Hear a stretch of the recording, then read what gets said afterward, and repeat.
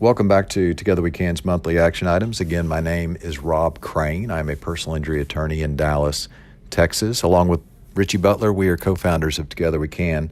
This month we go back to the same focus we had in the very first month of Together We Can, and that is the founding idea of this country, found in the preamble of the Declaration of Independence, that all men are created equal, all men and women. And we looked in that first month at the paradox that even though this statement seemed to include all people, at the time, America did not bring that promise of equality to all people, in particular people of color, and to women. This month, we take a more focused look at its author for us to learn more about him, learn more about our country, and quite frankly, to learn more about ourselves, and to hopefully bring you some tools that may help reconcile that paradox and give us a better foundation and platform by which we look back at that history and a healthier, more positive way of looking forward as we continue this journey towards that great idea. This month, we also look at the perspectives of our leaders of color and the thoughts of many Americans who were not included in 1776 in all of the promises of the country, such as Morgan Freeman, who does a wonderful commentary, the great John Lewis, who we lost not too long ago. We, for the first time, revisit an action item. Ken Burns, the incredible documentarian here in America, his interview with James Baldwin deserves a repeat performance. And listening to Mr. Baldwin's perspective, which is different than other Americans of color.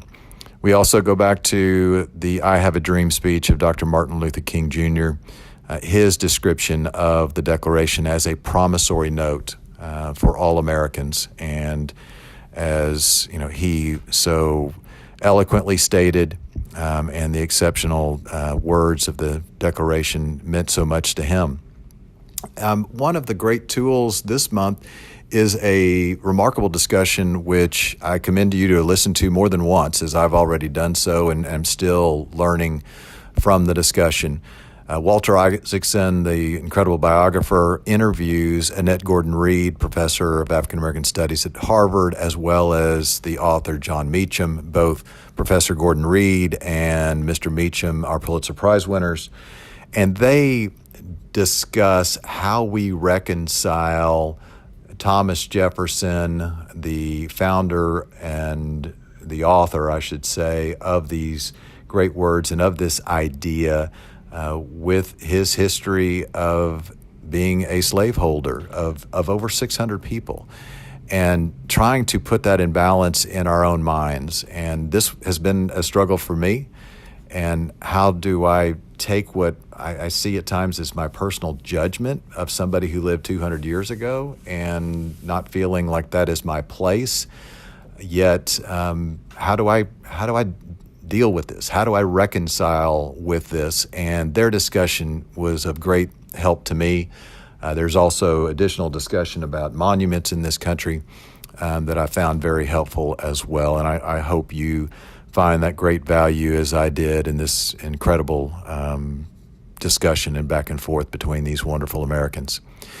We have our In Their Shoes segment this month, as always, and we're fortunate to have Rudy Medier share his experiences as an African-American man in this country, and he shines a light on microaggressions that he faces that are not limited to him, and is something that I can learn from, and many other Americans can better appreciate what his walk is like and other Americans of color's walks are like through his inspiring words.